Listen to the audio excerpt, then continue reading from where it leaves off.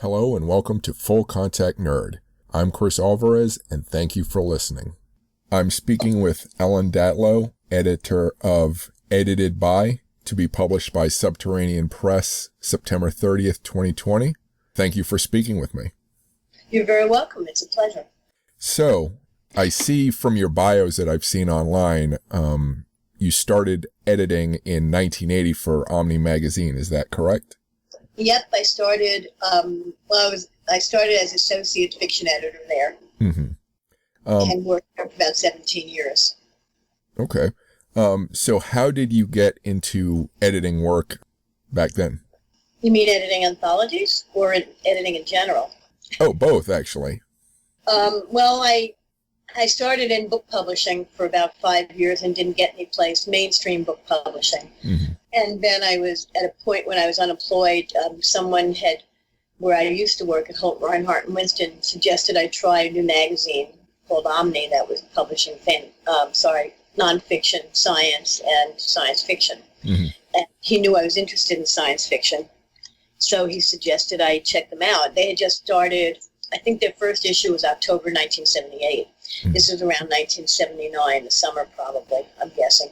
And so I contacted them, went in.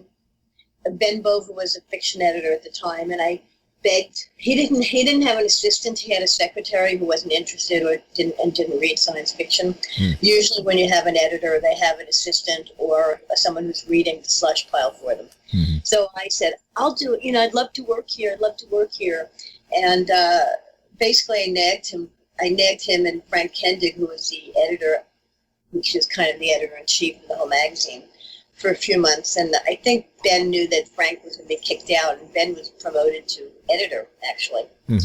But before that, he started having me come in to hang out a little bit.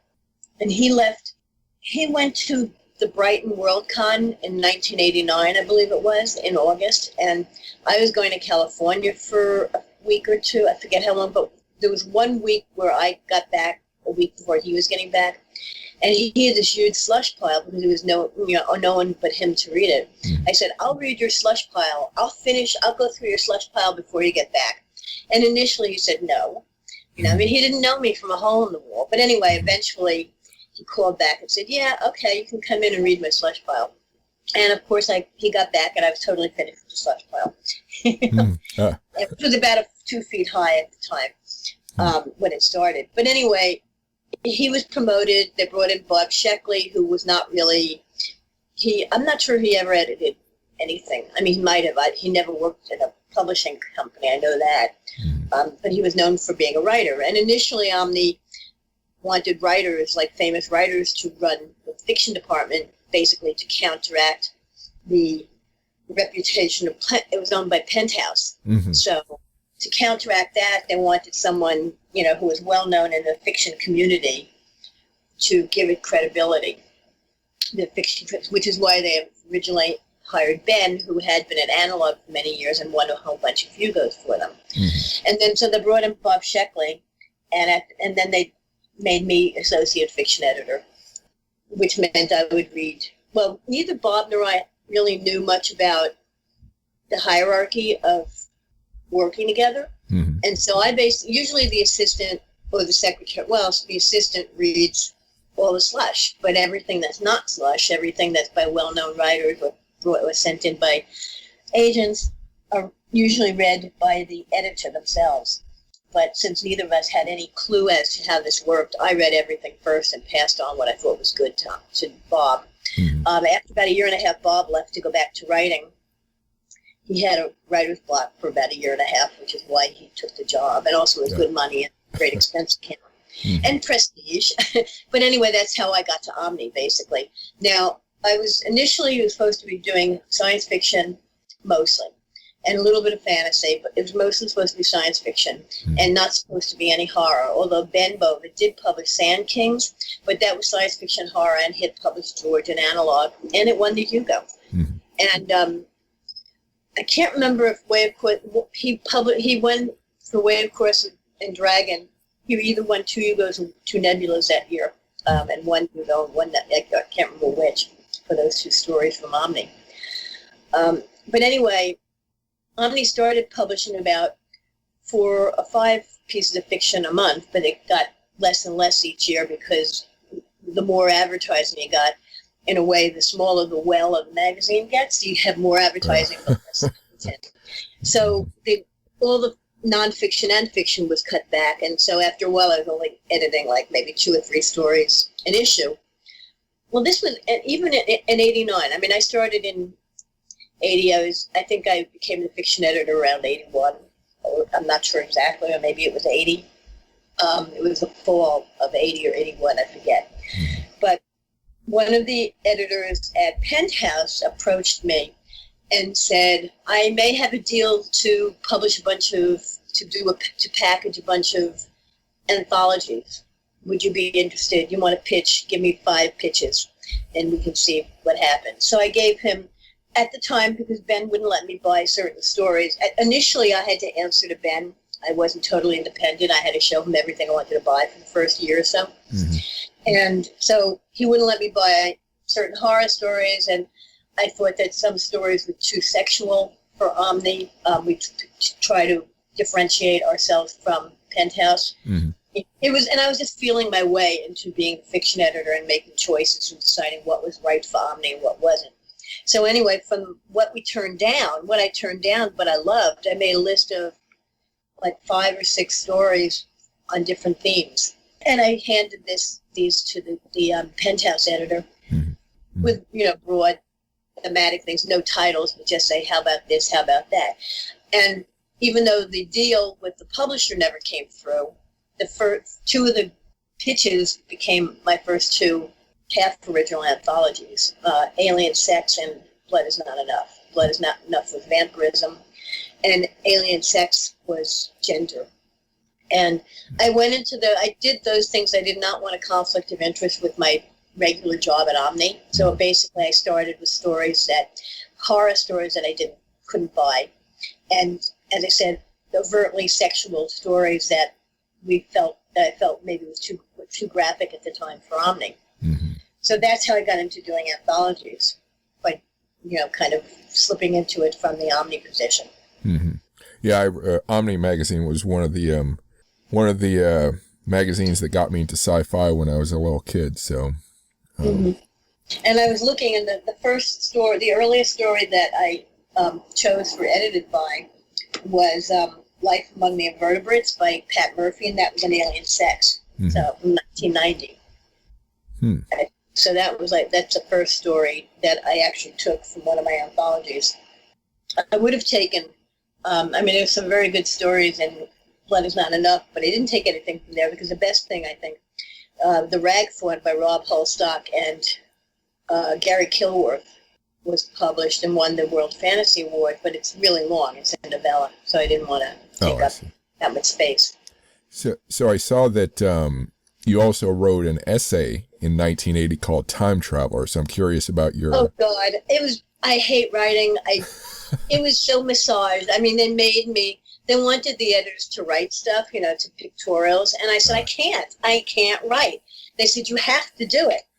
And basically, they just rewrote it. Whatever I wrote, I don't even remember what I wrote. I mean, it was agony. I am not a writer of anything nonfiction. It's agony to write introductions for me. Mm-hmm. So that was just something my arm was twisted. They made me do it, and they basically totally rewrote it. So I do not count that as anything I've ever written, because I don't even remember what it's about. I mean, it was just a pictorial, I think. I had to do some captions and write some stuff. But whoever was my editor just rewrote it completely. And I asked that because I was wondering if your essays had anything to do with your approach to what material you choose, for anthologies. No, not at all. Because I don't do essays. Okay. I mean, whatever intros are done, they're done to what I do usually, depending on how the anthology starts. Mm-hmm. I mean, sometimes it's just a word of mouth. I talk to an editor and say, we like that idea. You don't have to write it up or anything. I know who you are. We know who you are, blah, blah, blah. Other times I'll have to do a pitch. I'll do a submission to my agent, and she'll pass it on to various editors. Mm-hmm. So then I mix that with my guidelines to the authors, and that becomes the germ, the seed of whatever introduction I write for the anthology. But then you have to see what comes in, because you don't know exactly, of course, how an anthology is going to turn out until it's finished. So things that you may not have expected it to cover are things that will be in the book, the stories. So, you don't write the intro until the book's finished. The stories are chosen. Right. I'm speaking with Ellen Datlow, editor of Edited By. You can find more information on her work on Facebook or Twitter under her name, Ellen Datlow. If you like this podcast so far, please subscribe to it and rate it if you can. Please go to my website, crisalvarez.com or fullcontactnerd.com for links to news, videos, new books, and my social media links. You can find the links to my other podcasts and associated book lists at historyrabbithole.com. That's rabbit as in the animal, historyrabbithole.com. And now back to the podcast. So I want to ask about the editing work, but I hesitate because, you have a long and storied career, and I'm sure your answers would change over time, but, or perhaps not. You can let me know. The first question I have as far as your editing work is, do you know offhand, if it's not an established writer, or I guess maybe if it is, do you know offhand early whether the story is working, or do you have to do a few passes, assuming the writing itself is good? It depends on the story. I mean, some stories, from the very beginning that they're not your taste, or they're not interesting enough to continue. And that may even be someone who I've worked with, although I usually hope those people know my taste by now. But you get stories in that just don't work at all. And then it's exciting when you read a story or a novella. I mean, I was reading a novella that I could tell from pretty early on, unless they totally screwed it up, that I was going to love it. And I did. But I'm not, it's not totally, for the novellas for Tor.com, it's not only up to me to say, yes, I want that. It has to go through my boss, Irene Gallo, and it has to go through P&L, which means, the profit and loss statement, just like any book. So, but I knew immediately that I really loved the novella. And I had faith. I had worked with the writer before several times, including on 2 novellas. So I was pretty sure that she wouldn't screw it up, but you never know. But if she did, I would have worked with her to try to fix it, unless it was something majorly wrong. So you can tell. It depends on the story. Have you seen stories, and I'm sure you've read many hundreds of stories or thousands. Have there been stories, and let's say the ones in this book, that you feel like didn't quite have it, but with the right, maybe extensive editing, it could hit the mark? Would you put in that kind of work? It totally depends on the story, and if I think it's worth the trouble, and if I think it can be fixed. I don't remember if there are any stories in this particular book that did that, but certainly I've worked with writers extensively on specific stories that needed multiple rewrites, and then, and eventually we got what we were all both happy with. But it depends on the story. If I think it's a brilliant story and has really good bones, and if I think the author and I are on the same wavelength, it's happened. What I will do sometimes when I really love something but I'm not sure what's going on, I will say to the author, you tell me what's happening in this story. And for one of this story, it was a novelette, and it's not in this book because it was published. It was published in a zine or a website. It was not published in a book. Maybe on the second pass, I said, I don't understand this. What's going on here?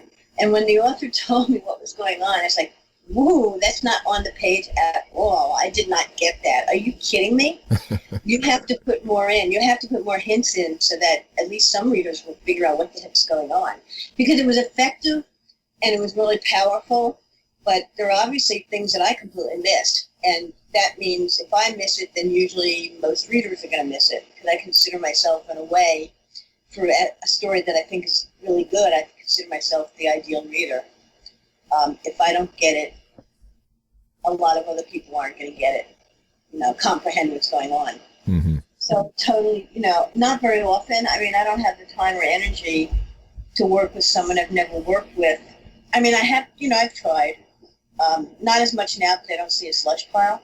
Mm-hmm. But I do work with new writers occasionally, and if it's something I think is really good and I can use it for tour.com or whatever I'm working on, I will work with the author, and sometimes it works out and sometimes it doesn't. It totally depends on circumstance. Mm-hmm. How about the tone or style of writing? Are you particularly sensitive to that aspect of it? Usually. I mean, style not as much as tone and character. Mm-hmm. I mean, the thing is, different things can carry you through a story. Mm-hmm. When they all come together, you've got a brilliant story, but it's rare that everything can be perfect. And then it's a really great story, perfect in the sense that it all comes together and works beautifully. Mm-hmm. An interesting plot or an interesting character can carry you through without stylistic chops, but having a beautiful style or a useful style that works. Some writers can write to different styles, or some just have one style. It depends on what suits the story. Mm-hmm. So the tone is what makes it what genre it is, in a way. The tone is what differentiates dark fantasy from horror. Mm-hmm. Tone is not, I don't look for tone. Tone is just inherent in the writing. Mm-hmm. It's the characters and the setting and the point of view. But tone is something else. I've never actually thought about, I don't know how to define tone. Mm-hmm. But I think that's last. That's what makes you know what kind of story it is, I think. And that's in my point of view, my opinion. Mm-hmm. Okay. So this particular volume, what time period does it cover? It covers 1990 to, let me see, the most recent story might be 2017 or 18. Mm-hmm. Hold on. And the first one was 1990. And I think the most recent might have been, this one, 2015. There might be one later than that. I think Richard Cadre. I think that's Richard Cadre, and I think that's more recent.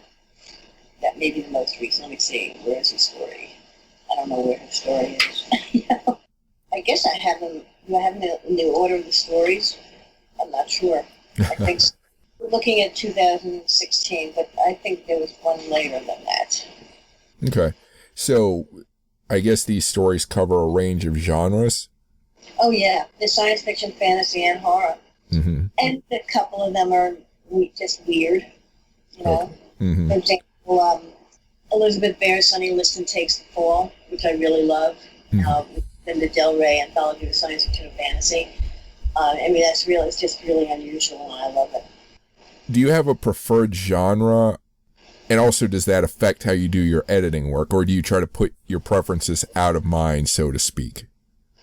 Well, it depends on the anthology I'm working on. Mm-hmm. I'm doing horror anthologies now, although some are mixed.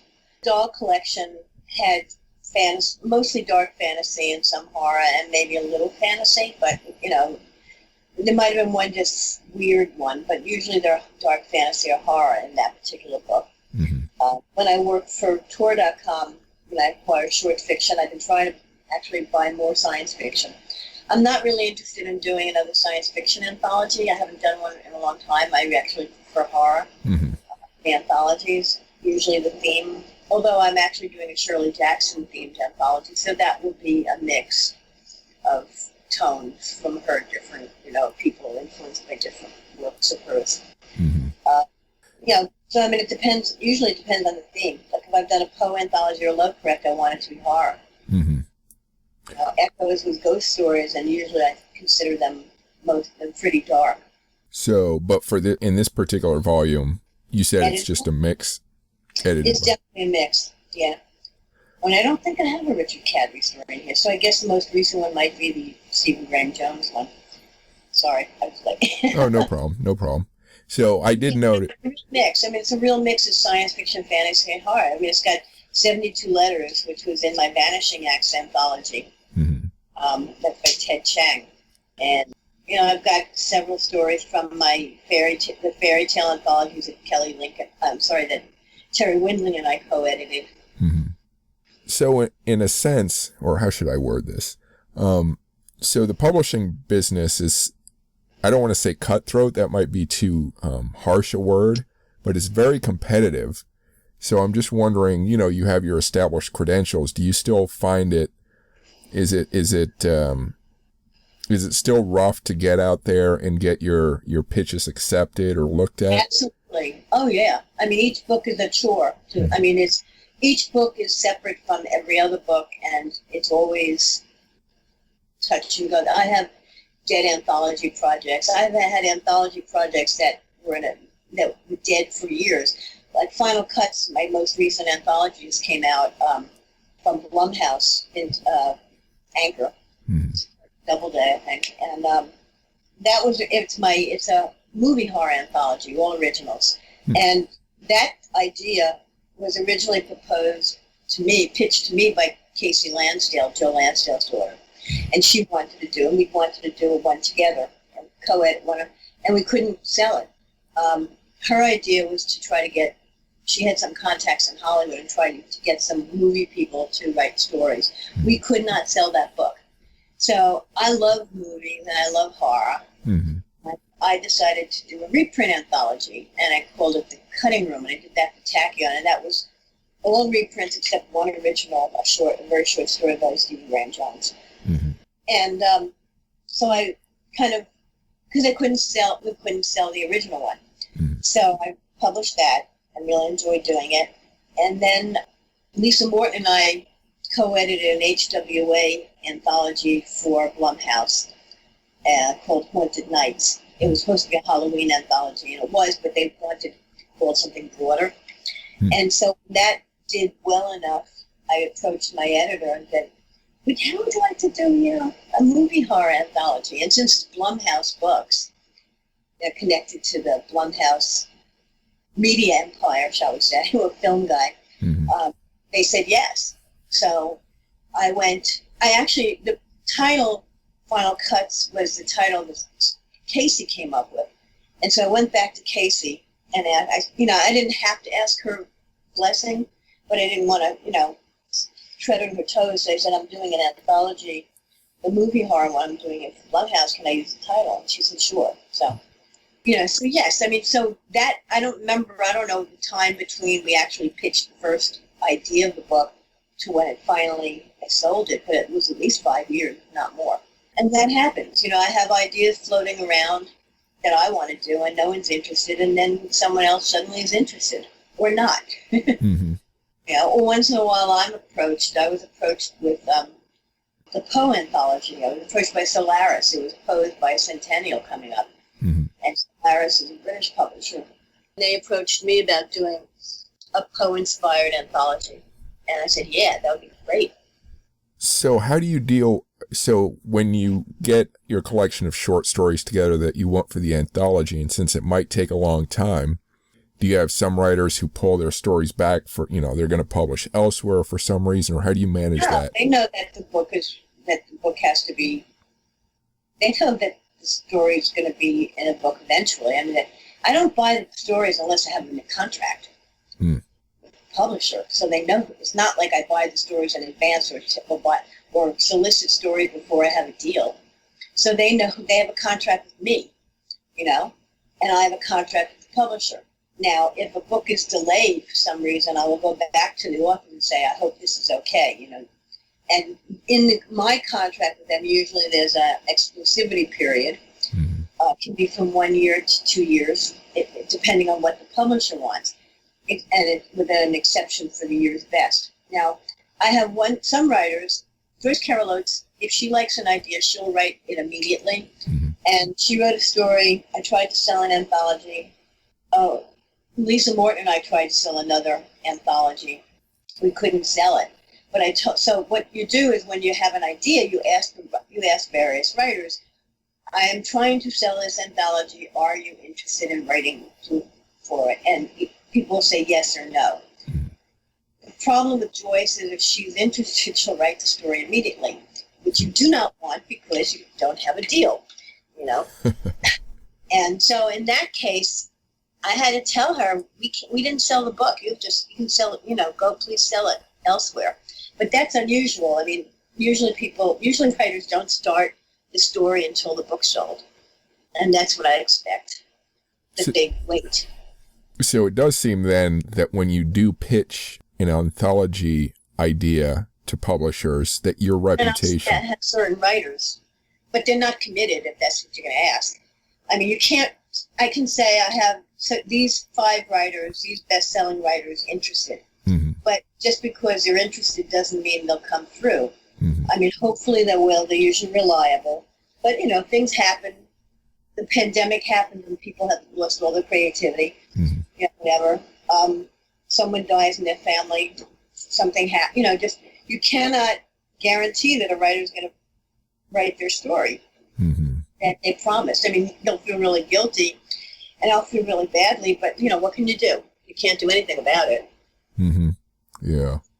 What you can do is, what you do is try to find another writer of the same stature to take their place. Mm-hmm. But even without the guarantee of any writers, when you approach publishers, your reputation still gives you some weight as far as...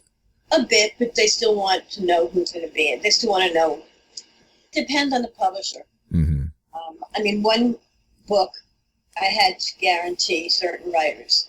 I mean, certain number of bestsellers. And I hate doing that. I mean, I hate that, you know. But luckily, I have some writers who are bestsellers whose work I love. Mm-hmm. And who will usually write a story for me. And then I've done other, you know, I have another contract with a publisher. I didn't have to tell them who was in the book. They know that I'm going to get good people. Mm-hmm. So it totally depends on the publisher.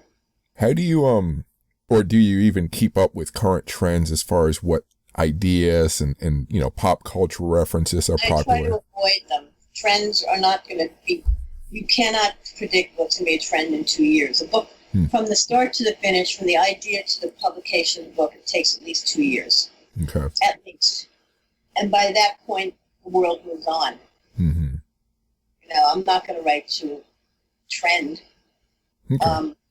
You know, I mean, if I'm aiming for a bicentennial, I mean, the Poe thing, I guess.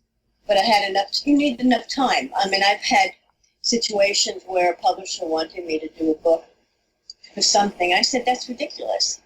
Oh, in fact, initially, the publisher of Final Cuts was thinking of publishing around Academy Awards. And my agents and I were looking at each other. No one cares. No one who watches the Academy Awards is going to care about this book. Don't they realize that it's to publish it then? Who cares? So we made that argument, and my editor agreed, you know. Although it would have been a rush, or else it would have been a year later. I mean, it was silly. Mm-hmm. You know, be practical. Come on, guys, you know. And no one in Hollywood cares about a book of stories. You know, they're not going to, it's not going to increase the sales because this book is about, you know, has stories about Hollywood and movie making. Mm-hmm. You know, it's fiction, guys. Yeah. It's an anthology, you know. So, I mean, sometimes marketing ideas, you know, a publisher has a good marketing idea, and sometimes they don't pan out. I mean, I was really disappointed. It's not my publisher's fault at all, but I was disappointed. I did a book on Alice in Wonderland. I can't remember the title. Something in March Hares. It was stories inspired by Alice in Wonderland. Mm-hmm. And a really cool cover by David Keane. And I was hoping that, you know, there's the Alice in Wonderland Society. Well, you know, how about ordering some books? You know, and then no one ever responded. You know, it's like, come on, it's an Alice in Wonderland book. Isn't there a way we can market this? I mean, I didn't know. I don't blame the publisher, and I'm not even sure what we could have done, but it just seems sometimes when you do have an idea, Mad Hatters and March Hares, that's the title, that it seems like you could do something. I mean, I did do a reading with some of the writers in a bookstore with Alice in Wonderland themed in Connecticut that was fabulous. It was a lot of fun, and people wore hats. Yeah. And I also did a crazy hat competition at George R.R. Martin's Santa Fe movie theater. I mean, but it seems, and it didn't sell books. It didn't sell more books than usual, which is weird. You think, okay, here we have some great ideas, but why isn't anyone buying the book? So yeah, you can, it's disappointing when you think you have something that can, a selling point, and it doesn't work. Yeah. But anthologies are a tough sell. People say they want them, and then they don't buy them. Interesting. Well, not as much as you'd like them to buy. Right. I'm speaking with Ellen Datlow, editor of Edited By. You can find more information on her work on Facebook or Twitter under her name, Ellen Datlow. If you like this podcast so far, please subscribe to it and rate it if you can.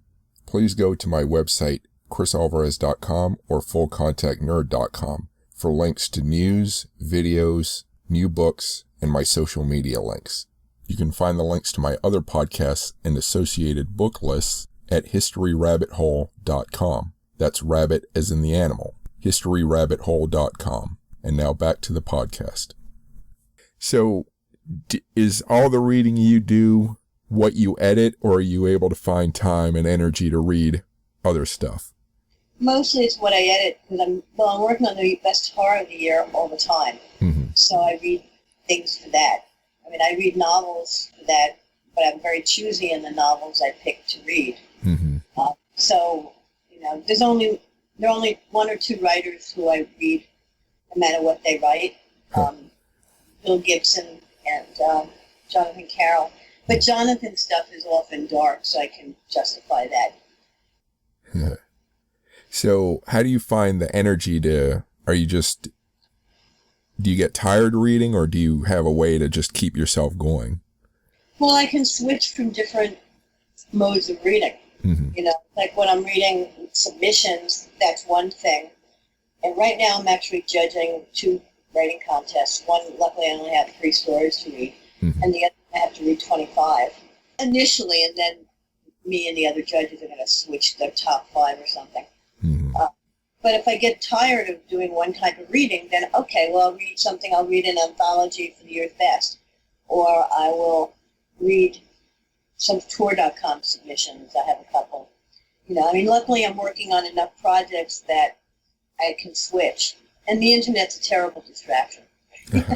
Yes. I'm on Twitter. I'm on Twitter, Facebook, CNN, and Washington Post all the time.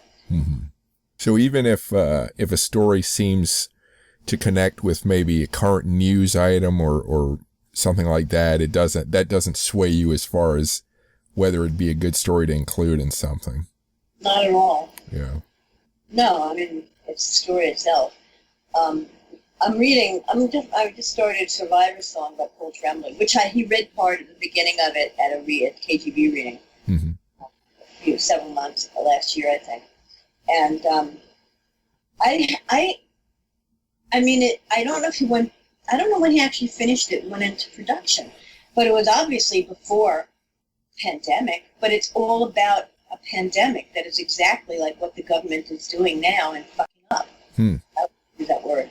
I'll edit. I have to do research with him. I have to look at some interviews with him. But it is amazing. It is like, see, that's the thing. If people are going to write about pandemics now for the future, there are going to be a dozen of them, but they're not going to be original. Although, ironically, I just acquired a pandemic story from someone for tour.com, a novella. But it's a very weird kind of pandemic. Interesting. And it's not about the government reaction. Well, Paul Tremblay's definitely is about how the government is screwing up in the book and misinformation and things like that. The one that I just acquired is very different. Okay. It's like it's after the pandemic is almost over and people dealing with what their behavior during the pandemic kind of thing. It's also it's just a very strange story. It's really cool. And that won't be out till next year. Do you have a preferred story length? Maybe not what you accept, but that you like to read? No? No.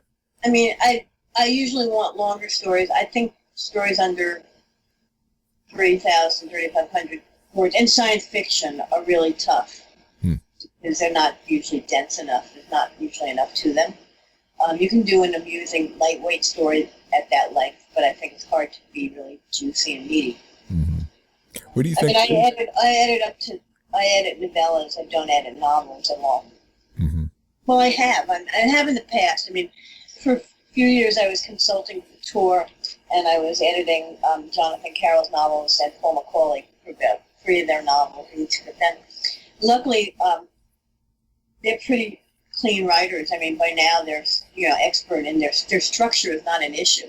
And I'm not a novel editor, I'm not expert in structure or fixing structure of that length.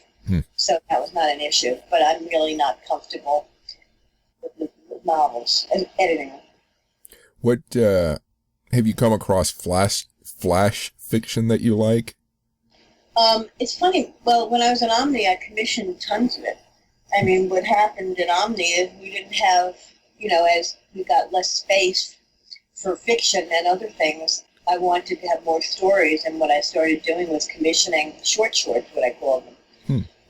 The first one, I think the stories were 500 words or less, 5 or 6 of them, and they came out pretty well. I mean, and then I did like 3 or 4 others, or maybe actually 5 sets of them, and later on, some of them were like 2,500 words. But usually in the past, I found flash fiction usually was pretty lousy. It was usually just vignettes. But in the past few years, I think it's gotten much, much better. People have learned how to write flash fiction that actually works as fiction, as story. And that's kind of impressive. But as I said, I don't know why it's changed. Maybe just, I just don't know. But writers have gotten better at it. I think the thing is it may be harder to write science fiction flash, but you can write fantasy and horror much easier. Because science fiction, you have to have some kind of world building, I think, enough to make it realistic.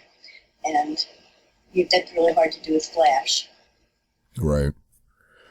And it always seems to me, I haven't read much flash fiction because, like you say, it seems to just be more vignettes than a story. So, do you ever read stories out loud to give yourself a different idea or feel for them? No, but I'll read a line out loud to see if it works, to figure out if it needs a comma or not. And then I suggest that writers do that to see if something's working. I think it's good for writers to do that on their own work, to see if the language works and if the punctuation works. I don't believe in punctuation unless you need it. I mean, I don't think the rules for commas are mostly bullshit, I think. I mean, it's when you need, because some words have normal pauses. And, I mean, and early in a sentence, you don't need a comma after, but if it's a long sentence and then you have an and, often you do. I can't even give examples. But these are things you can discern by reading the sentence aloud. Because the D gives you a pause. Certain letters, certain words automatically make you pause just the way they're said. So you can discern that by reading it loud. And I advise any writer, certainly writers who are starting out, one thing you find in new writers are really stilted language, stilted dialogue. No people talk that way. People don't talk that way. It's like, that's a way to figure out what works and doesn't by reading it aloud. But as an editor, I don't need to do that because I'm not writing it. But as far as punctuation, I think it's good to do that, to say it aloud. Has your editing style or approach changed much over the years? Well, I've just learned more over the years. The more I do it, the more I learn. And one thing happens if I notice, when I call them author tics, sometimes a writer, someone even who's been a writer for ages and someone I've worked with, suddenly starts repeating a word or a phrase in a story unintentionally. And they're placeholders. The word just is one of them, J-U-S-T. THAT, that is one of them.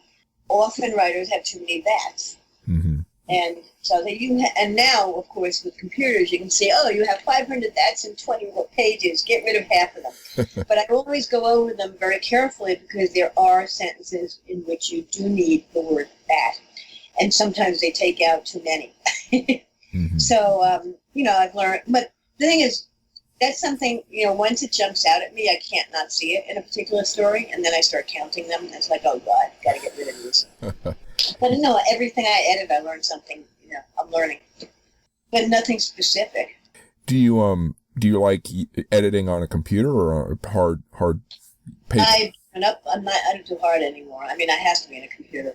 Mm-hmm. But I don't like track changes. I still I usually do a paste and copy and paste onto an email. Mm-hmm. Sometimes. At least the first one, and then sometimes afterward they'll say, okay, let's just do track changes this time, because there's no record of track changes, and I like to have a record. I print out all my emails to the writers with editing. And I can tick off. Then it used to be when you had a hard copy, when I have writers revise something, I said, I need to see what you've done. Either put it in red type or use track changes, but you have to show me everything you've done. Cross-outs, deletions, whatever. Because it used to be you had a paper copy, you can compare it against the computer. But now I'm not going to print anything out, and comparing it on computer to files, it never works. They never line up. At least not in Word, maybe in some other program. Mm-hmm. But they never ever line up. So you can't see what the writer's done unless they tell you, or show you rather. And then what I'll do is I'll go through my notes. Sometimes I'll say, if it's a lot of stuff, I'll say, tell me below how you're going to fix this before you put it in. Mm-hmm. It depends on the writer. If I work with them a lot, and if there's a lot of stuff where I'm just tired and I just don't feel like cutting and pasting up, or doing it that way, so just put it, do track changes and show me everything. Mm-hmm. And then I go through my print out of the edits, and I'll compare what they've done. And if they've forgotten something or haven't responded, I'll say, you didn't respond to this. You've got to tell me. Did you miss it, or do you disagree, or agree what? You have to tell me. Mm-hmm. But it's computer, but then, as I said, I print out my edits. Mm-hmm. Have you, and sort of thinking about this work, perhaps, have you looked back at stories, as you were preparing this work, have you looked back at stories that you helped get published and think, at this point in my career, I wouldn't have published that story, or I would have edited it differently than I had? No. Okay. Not edited by. Some of the stories over the years that I've published, I maybe wouldn't have published now. Mm-hmm. But not in the book edited by. Those are the ones I chose that stayed with me. Mm-hmm. But sure, I've edited hundreds of stories and bought hundreds of stories, and I don't know if I would have edited them differently, mm-hmm. but I might not have bought them. It changes, and but I remember, it's funny, I remember most of the stories I've published mm-hmm. over the years, and what I do is, every place I've worked, I've always, at least for all the magazines and webzines, I've always put little summaries of every story so I can refresh my memory if I need to look something up. I've never done that for anthologies, but, that would be too much work. And I referenced edited by for this question because I imagine that you looked back at a large body of work when you were figuring out what to choose for this work. Mm-hmm. Well, I went through all my anthologies. I looked at the table of contents, and I picked out, there are stories that always stayed with me that I've always loved. Mm-hmm. Now, the problem is I've reprinted a lot of stories already that I love. I did not want to put stories in here that I've reprinted too much, mm-hmm. And so I tried to avoid that. And also, there's a problem of length. Now, I would have loved to have taken a novella by Lucius Shepard, because his best work was novellas. And I published several of the novellas, but they were not books. Because they're too long. They were on magazines. So I had to pick a representative story of his. And so it may not be what I consider his best story for me, but it was representative of what he wrote to me. Mm-hmm. That happens in other cases too. There are stories that I might have chosen by someone that I liked better, but it wasn't published. It was, it just didn't work for some reason. Mm-hmm. I just reprinted it recently. Because I also did a book called Nightmare: The Decade of Modern Horror. Mm-hmm. And, 2 decades. Let's see, Darkness, 2 Decades of Modern Horror, and then, I can't remember which came first. It's terrible. But I didn't want to repeat those stories too much, either. So that's another issue, And then there are certain writers who I wanted in the book. And so, I had to juggle word length. There's a whole bunch of juggling here. Mm-hmm. This recent story was 2017, yeah. Okay. The prologues. Well, so the stories in this volume, you didn't edit them at all. You figured out what you wanted, but you didn't go back and re-edit them. No, I don't re-edit. Okay. I mean, if I notice something, obviously, I don't remember, but it's possible if I happen to notice something wrong, mm-hmm. Screwed up, I would have told, I would have asked for a change, but I don't recall, frankly. Honestly, I don't remember. Yeah. And that's sort of why I asked, because as an editor, you might see a work that you worked on years before and see it now and say, kind of have a momentary pause and say, No, anyway. No. It's more common that when I'm editing for the year's best, that I'll find stories that I really, really like, but have a major editing thing that I want. And I said, and I'll tell the author, it's like, I'll take the story to fix this. But those are stories I haven't edited in the first place, but someone else did, and I thought did not catch something. Right. That was important. Interesting. As far as horror, do you at all discriminate against any, like maybe overly gory horror, or maybe you like that and you'd prefer more gore than less, or how do you approach your horror? It's story by story. But as far as elements of gore within horror, it totally depends on the story. Yeah. I just finished editing an anthology called Body Shocks, which is body horror. Mm-hmm. And it's probably a higher percentage of gore in that than in most of my anthologies. I have nothing against gore that's used properly in the story. If it enhances the story, but I don't particularly like it just for, its own sake. Mm-hmm. But I have no problem with it inherently. Mm-hmm. It's just that if everything's gory, then it becomes boring. Right. It becomes it just doesn't affect you anymore. Mm-hmm. I guess the only work you've done for all these years has been editing work. There's not been other work maybe that's, or non-writing or non-editing work that's influenced how you do your work? No, I'm an editor, and that's what I've been doing for the last 40 years. Mm-hmm. And you started your career in the publishing industry, as you said, right? My career, yeah, but I also, of course, did stupid, part-time jobs, temporary jobs. Uh-huh. But no, I've always been publishing. Since I've been in publishing, that's all I do. Mm-hmm. Edit in some way, or something involved with reading. I've done. Pretty much, yeah. I've sort of heard, so I thought the publishing industry hasn't been doing well, and then I've heard, no, it has, and then I've read stuff that said, it's suffering. Like this year, I guess numbers are down. So I'm just curious. Well, there seems to be, they're up and down. Every month is different. Apparently bookstores were doing really well, and now they're not. Mm-hmm. It totally depends on the month-by-month basis. Mm-hmm. And that's not publishing. That's the book selling because of the pandemic. Mm-hmm. And some things have been postponed a little bit.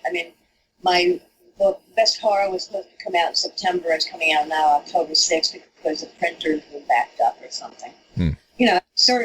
For a certain period of time, no one was working at all, because they didn't know how to protect people around sick. Mm. And I think that's kind of gone back to normal in a sense, in some way, at least for book publishing. Mm-hmm. In magazine publishing, I'm not sure. I know that they were having trouble. The magazines were not able to get their magazines on the newsstands. That's a really bad thing. So I don't know how that's going to affect the bottom line of the genre magazines this year. Yeah. Do you have any impressions on, ebook reading, that sort of thing? It's just another mechanism of delivery. It's a delivery system. I'm not wild about it personally. I prefer print when I read a novel, I read it a book. I carry it around with me. When I'm reading short stories for Year's Best, the online magazines, I don't read them online. I do download them to my Kindle. I have a Kindle on my iPad, and I read them that way. But I'm not wild about reading ebooks. I'm so sure that if I had to, I would do it more, but I still prefer print. Have you ever edited works that that mix illustrations in with the actual text? I mean, I've had some of the fairy tale anthologies had art elements throughout, but I had nothing to do with that. I mean, that's a production thing. I'm actually doing a project. Karen Warren, my Australian writer friend, I did a project for Facebook where I had just weird tools, weird stuff I collect, and she wrote stories about little mini flash fiction about each piece. And I took photographs of them. And actually, there's going to be a little book, a chapbook of them from Australia. So, yeah, but we didn't really. I mean, we looked at the layout and say, yeah, that works or that doesn't work. But yeah, but I don't. That's a production issue. I mean, I don't do illustrated books. Okay. But I mean, I have done projects, and I did a project for Victor. I'm blanking on his last name. An artist, a photographic artist. And that was Mythic. He has a series of Mythic, their photo illustration. And I had 26 or whatever writers write a piece to go with each illustration. You know, so I did that. And that was great. We had an exhibit. He did a catalog. Victor Cohen, Koen, he's Greek American. Okay. And he did a catalog that people wanted to buy after we sold it at the opening, but we hoped to get it published, but we couldn't get it together to do, no one ever took it on as a publishing project. And we also had another idea we were going to do about toys. He has a series of photographs of toys, weird toys, and that's cool. We were going to do that, but we couldn't say. I mean, we were talking about doing that, but we couldn't get that off the ground. But that's something that might happen eventually. And then I will commission a bunch of stories to go with the art again. So yeah, I've done that. It's fun. And I asked that question because, how often you hear like, a great book cover will sell a book that's not so good, whereas a poor book cover might not, might hurt the sales of something that should be a good seller. Well, I've had really good really beautiful covers that didn't sell the book, and have had really crappy covers that didn't sell the book. So, you don't know. Yeah. But I prefer a really good book cover than to a not so good one. And then there is cover. I mean, the cover is that's beautiful art, but does not translate well to the cover. It's too muddy. It's the art beautiful, but it didn't work for the book. Oh, I see. That happens sometimes. So, a bit of a whimsical question. When you were younger, was there any power technology or fictional setting you yearned for or to be a part of? I can't think of anything. Oh, really? I mean, I'm not sure what you mean. You mean, did I want to live in a particular fantasy land or something? Yeah, like some people have said Middle Earth, or they wanted to fly, when they were young or something like that. No. I mean, I can't think of anything offhand. Oh, okay. I mean, I love certain children's books, but I didn't want to particularly live in the world there. But not that I recall. Okay. So as far as this particular book, did you have any difficulties in getting it finished or published? I was approached by the publisher. Subterranean, Bill Schaefer's the one who suggested it. And I was excited. I was like totally flummoxed that it was even a suggestion. It never occurred to me. So, and he was good enough to let me suggest some cover artists, which was great, and I did. The Balbusa sisters do a lot of art for Tour.com. And I was lucky enough to get Gary Wolfe to write kind of an introductory overview of my career, even though he's not into horror, but he was able to, he wrote a really great intro. Oh, wow, cool. Went to Bond interviewed me. So no, I feel blessed. I mean, I hate that word because I'm not religious, but I feel like I was really lucky, and I'm delighted that someone decided that this was a good idea. But no, it never occurred to me. I would never do anything like that. I mean, it would never occur to me that anyone would be interested. So. Yeah. So you did mention some of the issues with maybe story lengths, or they had been reprinted before. But were there any stories that you wanted to get in but couldn't because of other issues that you don't have to say what the issues were, but Well, no, I mean, I almost didn't get the Ted Chiang because his publisher is, you know, the rights are controlled by his publisher, and that's often an issue with reprinting work, even if I published it originally. But he was able to persuade the sub-rights people to not charge an inordinate amount of money, which they would have. I mean, it was still too much, but at least they could afford it. You know. So other than that, no, and I was able to get it. So. Okay. So you did mention some of the projects that are kind of being batted around, but do you have a particular project that you're working on now? Yeah, I talked about the Shirley Jackson one. Oh, right. So, okay. And another one I don't want to talk about because I don't want to get unsolicited submissions. Okay. And I'm working on the best of year number 12. Yeah, I mean, I've just had 2 new contracts in the last 6 months, so that's great for original anthologies. So that's very nice. And I've been acquiring a bunch of novellas for Tor.com. I'll have a novella from Nightfire. Tor's horror imprint will be coming out in 2021 by Cassandra Paul, one of my writers. And Flyaway just came out by Kathleen Jennings. That's been getting great reviews. And Night of the Mannequins by Stephen Graham Jones is getting great reviews. It's coming out tomorrow. Wait, no, what's coming out tomorrow? I'm just feeling maybe not. But anyway, it's coming out in September. So Kathleen's just came out like a week ago. Got a bunch of more novellas that are due. You know, sometimes we buy things on pitches. So I'm waiting for a novella that's due in September in a few weeks. When that comes in, I'll read it and edit it. I'll read it first, and I don't have to edit it for a while. If we accept it, it should be fine. And another writer who I've worked with, who we bought a novella from. Yeah, they haven't been announced officially, so I don't want to say anything about them. Oh, okay. Fair enough. Yeah. And also, we're trying to buy 2 novellas from someone who we published already. on 2 pitches that she gave us. So yeah, I mean, there's a lot of stuff. I'm way too busy, basically. You seem to have a lot of energy. And not all do it at the same time. But when I talk about this, that, and the other thing, they are staggered. I mean, I have on my calendar, and stories that are coming out that I've been buying from Tor.com. It's like, okay, this is coming out then. It's due to production then, so I need to edit it there. Backtrack from when it's going to be due. And I always do a line edit before anything goes into production. I may work with the author on several revisions before I even buy the story. But even if I've done that, at the several weeks before it's due to production, I will go over, and I'll do this for anthologies too.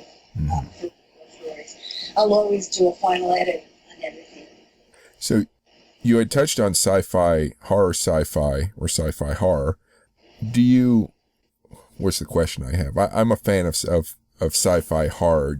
Since you don't like doing sci-fi as much anymore, but you do prefer horror, would you still do sci-fi horror? Well, I still do science fiction. I mean, one of the novellas coming in September is science fiction. I mean, I edited also Kelly Robeson's Life, Gods, Monsters, and the Lucky Peach, which is a hard science fiction novella that was out a couple of years ago. So I've been editing science fiction too, and several stories that I've been buying. Richard Kadri just wrote a science fiction story for me, the first one in a while, that's coming out for Tor.com next year. So I've been editing all of it. I still edit science fiction. In fact, for Tor.com, I'm trying to acquire more because I want to keep my hand in. But as far as, do you see much sci-fi horror? Yes. Sometimes. I'm trying to think if I've actually acquired any. Okay. I guess that one of the novellas that I was talking about, the pandemic one, I guess is science fiction horror. Mm-hmm. To me, it's more horror, but I guess it's science fiction horror. And that's sort of the question I have. Like, where do where is that seam? Well, is there a seam? Is there some point where it tips into one or tips into the other, or, I mean, science fiction horror is a part of horror fiction. Mm-hmm. I mean, it's just one of the many subtopics, sub-genres of horror fiction. Mm-hmm. Supernatural, ghost stories, science fiction horror, terror tales. I mean, these are all types of horror. Mm-hmm.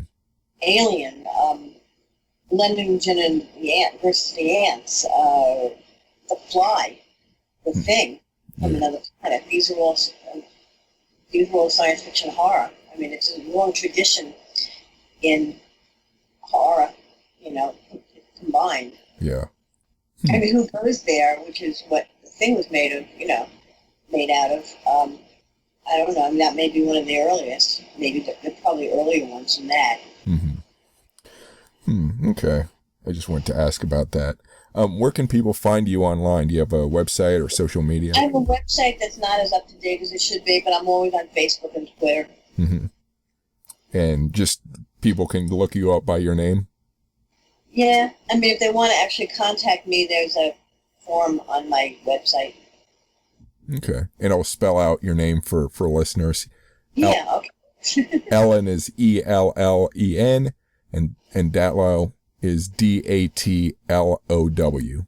Right. Sorry, I think I mispronounced it that second. You did slightly, but I didn't correct it. As I said it, I was like, I'm doing I mean, you can get an idea of what I've worked on. I mean, I get emails every once in a while, people who want to hire me to edit a novel. I said, I don't do that. Where did you get the idea? Because I'm an editor. I only work for publishers. I only buy things for people or for anthologies. I do not randomly. I'm not a freelance editor of that type. I'm like a consulting editor. I do not take on projects and edit them for unpublished people, unpublished writers. That's not what I do. So at least once every 2 weeks, or maybe once a month or so, I get something to my website saying, can you edit my novel? I'm like, no, I don't do that. Remember that, people. She doesn't do that. I don't do that. Sorry. There are people who do that. And I used to recommend a friend of mine, but he's not doing it anymore, so I can't. And I don't know who else is. Right. But I'm sure there are people online and just do research about them. Yeah. So that's all the questions I have. Do you have any final thoughts or words? Not that I can think of. But this was fun. This was a lot of fun. Good. I'm glad. All right. Well, thank you so much for speaking with me. You're very welcome. Thank you for listening. If you like this podcast, Full Contact Nerd, please subscribe. Please also rate Full Contact Nerd and review it if you can. I have many more options to nerd out on sci-fi, fantasy, and horror. You can check out my website, crisalvarez.com. That's Cris without an H. I have 20 mini blogs on the site covering sci-fi, fantasy, horror, gaming, writing, mysteries, folklore, mythology, and many more topics. You can find my video playlists and my original videos on YouTube under Cris Alvarez. I cover sci-fi short films and games, fantasy fiction, horror short films and games, video and board game design, and more. You can get interesting news on fiction and fiction studies on my Twitter page, Cris Alvarez FCN. You can find cosplay and convention photos on my Instagram page, Cris Alvarez Sci-Fi. You can sign up for my newsletter on new books on my websites crisalvarez.com or fullcontactnerd.com. Thank you for listening, and keep imagining the past, the present, and the future.